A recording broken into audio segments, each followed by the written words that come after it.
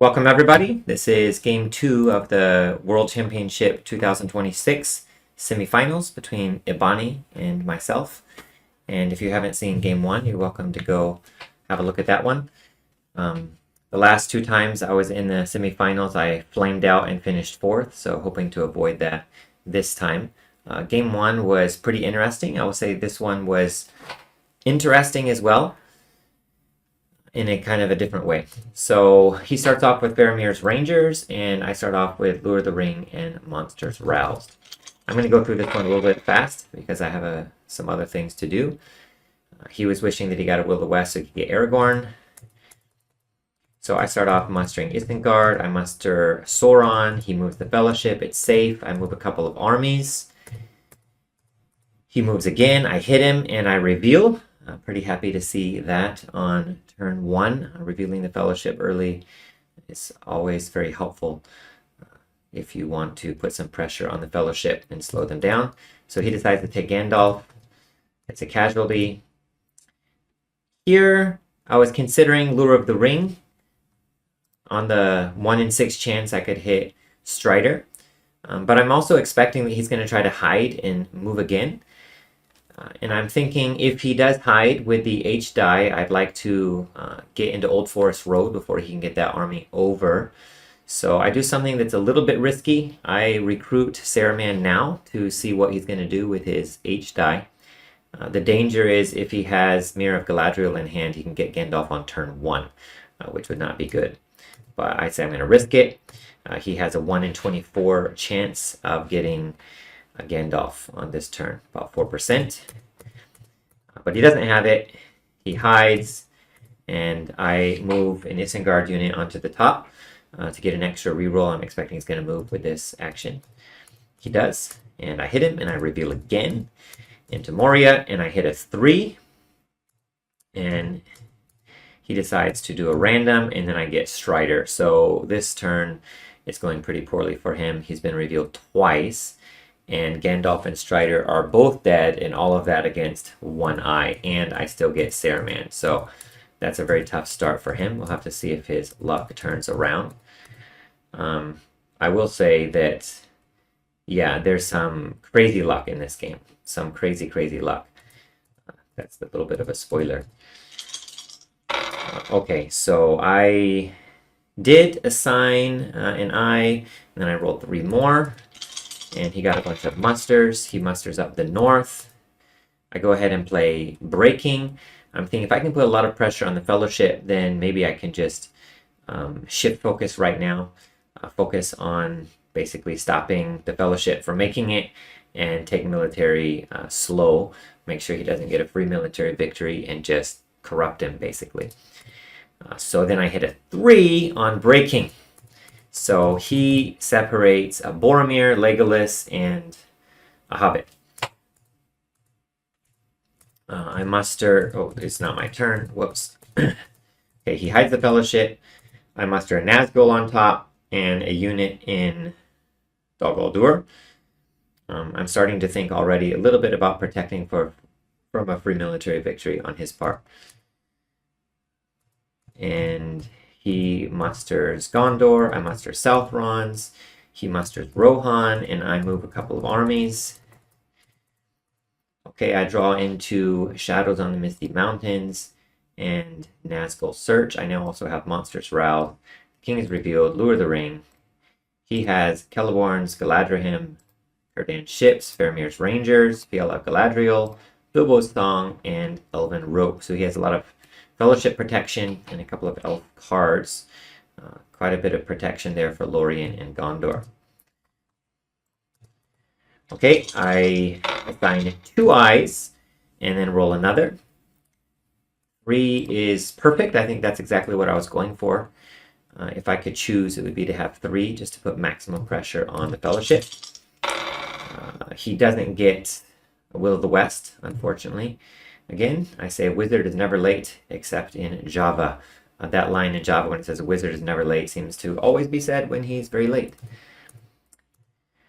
Okay, I recruit some more troops onto Moria. I'm thinking I can use these troops to perhaps attack Lorien and also to follow the Fellowship as he goes. I'm expecting him to move here, maybe reveal or Nazgul search, and then I can just take these troops into Dimral Dale, follow him, and threaten Lorien both at the same time.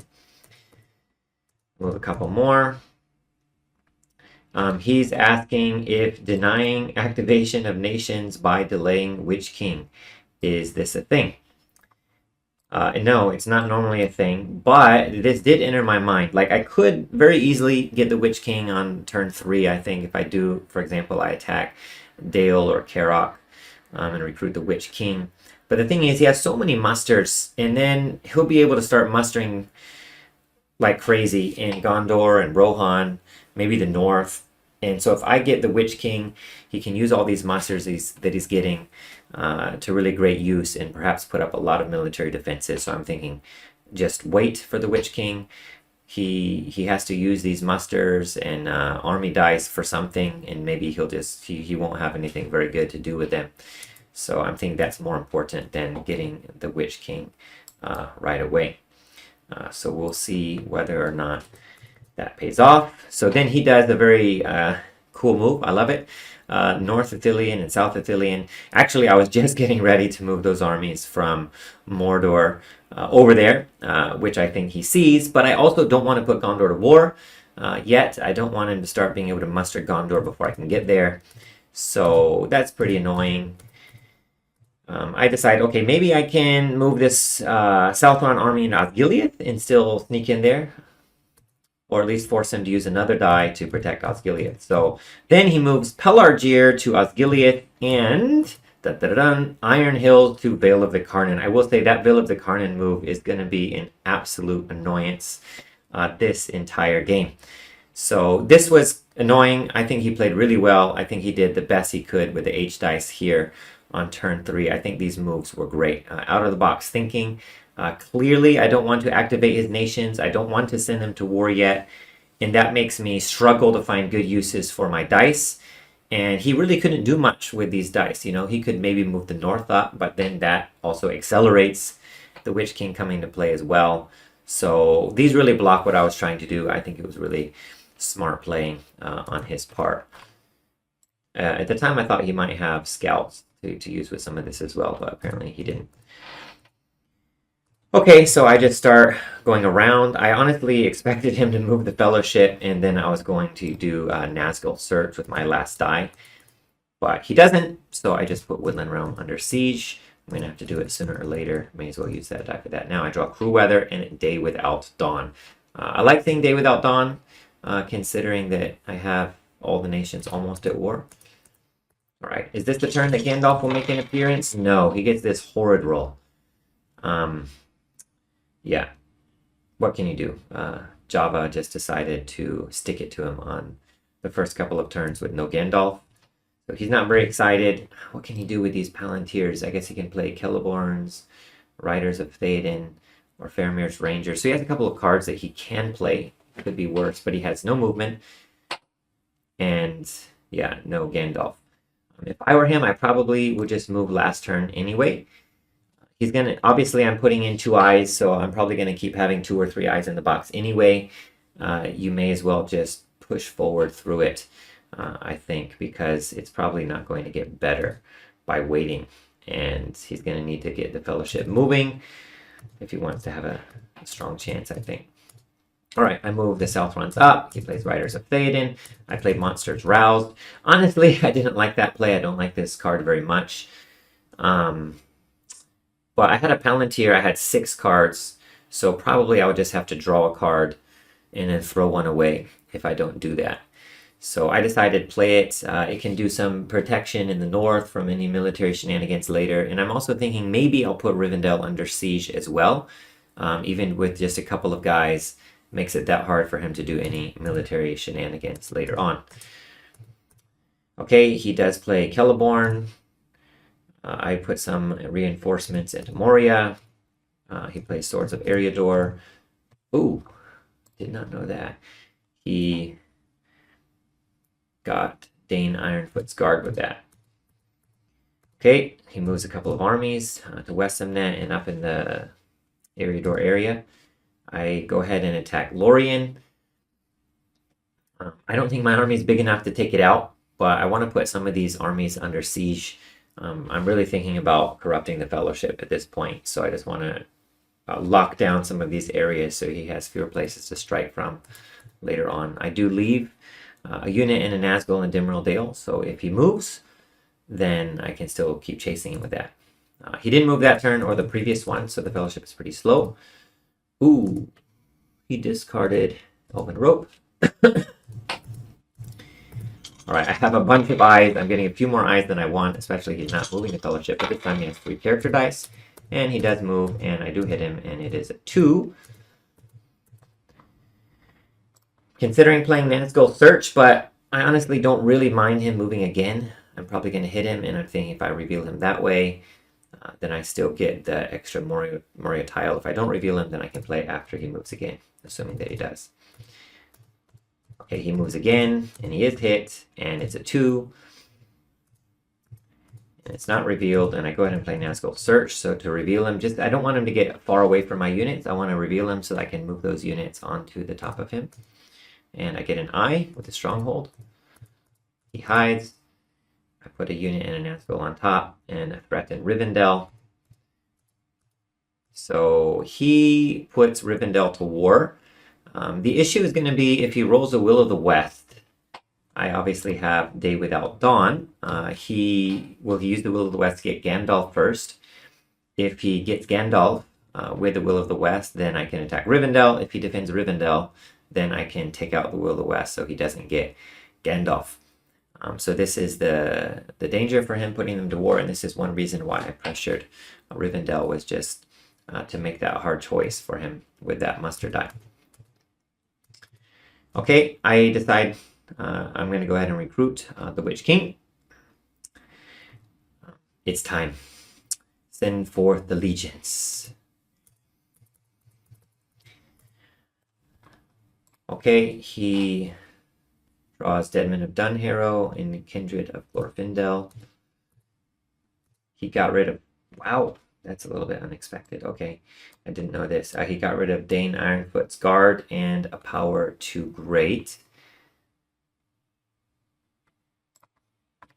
I drew in a Mini Kings and Hill Trolls. I'm a little surprised he got rid of a Power 2 Great, since I have 2 Elven Strongholds that I'm threatening, and he could potentially use that to protect Rivendell while he musters another unit there.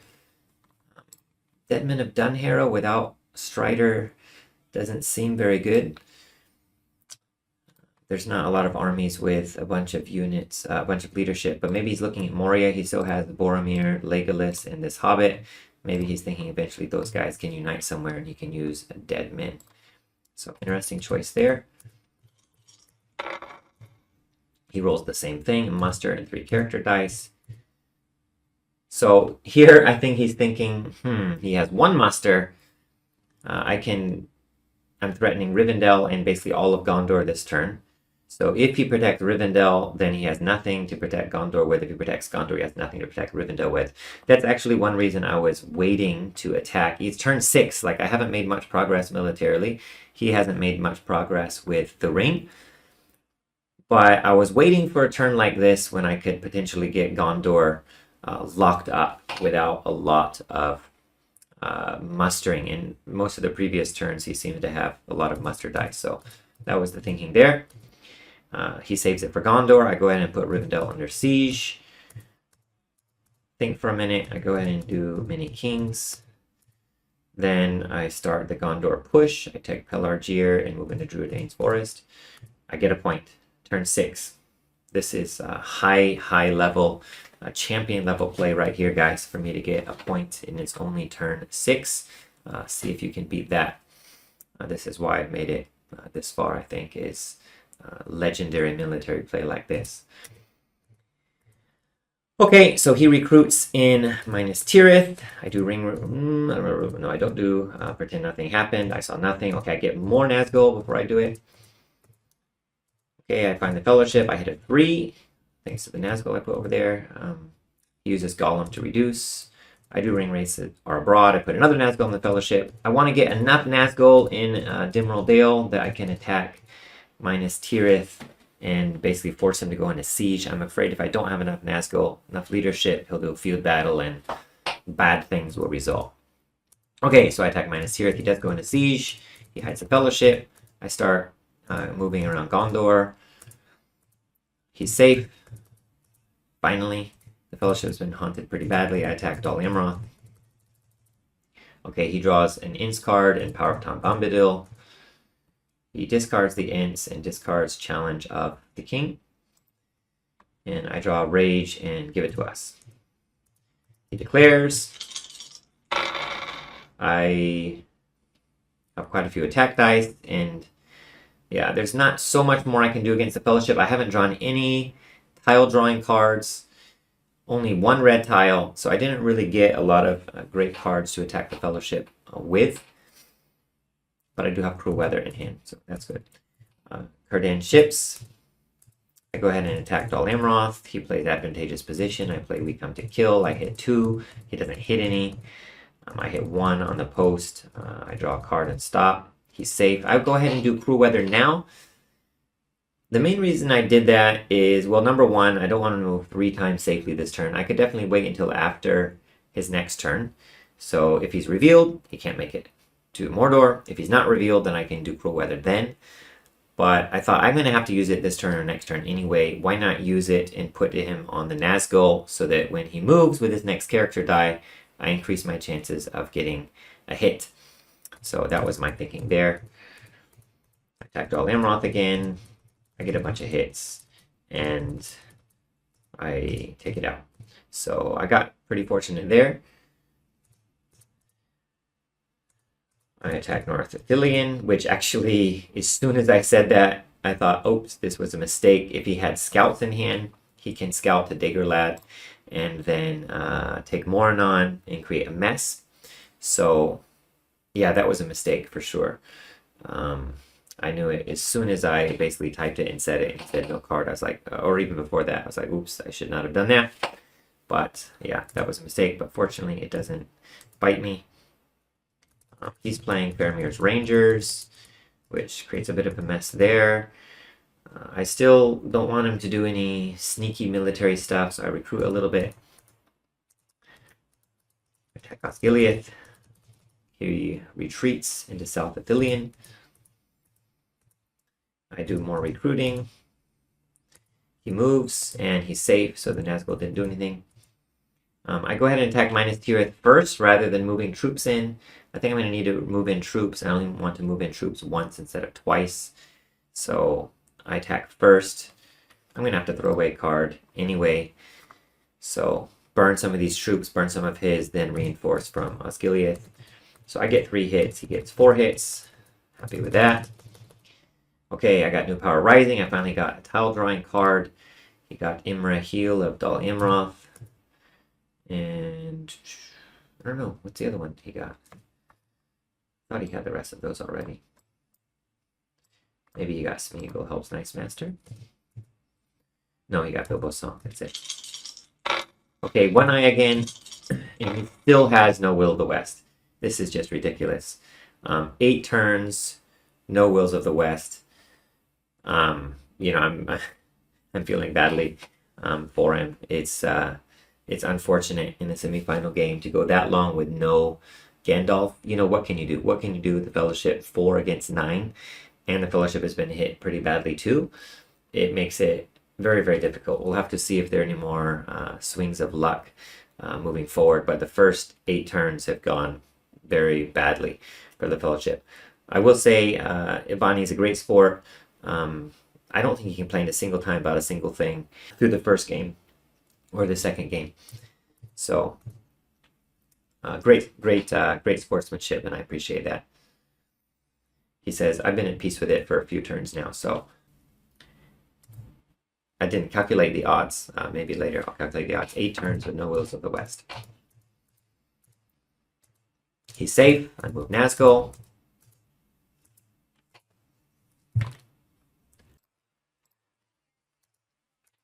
Okay, what am I going to do? I move to minus Tirith. I start moving that army around the Vale of Karnan up there. Very irritating little dwarf. I did find him. I hit a 1. He's considering whether or not he wants to reveal into Moranon. Yeah, if he does, there's a 3 in 7 chance he'll draw Eye out of the pool. So he was thinking to do that to negate the potential Nazgul strike. But he decided he only has 4 dice. And revealing, he can't really risk revealing and needing 1 more die to move in Mordor. So I think it's definitely the right move not to reveal there. Absolutely. So I agree with that one. Attack minus Tirith. I use a Deadly Strife. I hit him 4, -1 for Shield Wall. He hits 4. I press. I don't use a card. I hit him again. He hits me. Okay, I'm at 5 points on turn 8.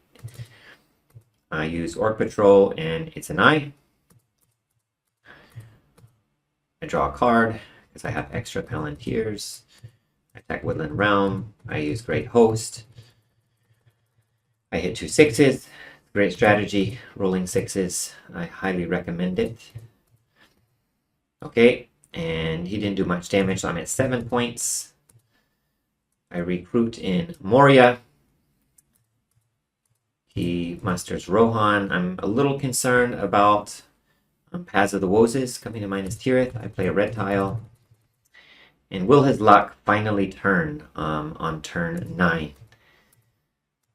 Will Iluvatar step in? And will Providence say it's time that the winds change in his favor? No. He gets another Putrid roll, no Will of the West, and no movement dice. And then I have 1, 2, 3, 4 attacks, plus 1 more with the mouth, and I have the Palantir, which I can use with Black Captain Commands or with Shadow's Lengthen. So it's looking really tough for him. I say ridiculous. It's just, you know, there was nothing that he could do so far through really 9 turns other than what he did. I thought he did a great job trying to protect Gondor with his H dice and the Veil of the Karn play. He's pretty much done what he could do. So it looks like he wants to go up to Lorien to play Help Unlooked For. I recruit the Mouth. He moves back to Osgiliath so he can threaten Pelargir. And then up to threaten Lorien. I'm actually not really wanting to take Lorien. I obviously heavily considered it. I was preparing in case I needed to, but I was afraid that he was going to have Gwei here or Reproof the Swifter and dump in Legolas, Boromir, and the Hobbit. So I did look at attacking Rivendell this turn, bringing the troops from Lorien with help from Shadow's Lengthen. I considered that. I considered Erebor and Dale, and I considered Lorien. But with Lorien and Rivendell, then there is the danger of dropping the companions in, which I was rather afraid of. He also has Kindred of Glorfindel, which I didn't know what. So that's the plan, is go for Erebor. So I attack Erebor. I was actually concerned that he would attack Pelargir first from Osgiliath with the ring. Then I thought I probably could not finish him this turn. I looked at a number of different ways to do this. Could I defend Pelargir first? And it was kind of tricky, but in the end I thought, okay, if he uses a ring to take Pelargir, then he can't move the Fellowship and he takes 1 corruption, and the situation for him next turn won't be that much better.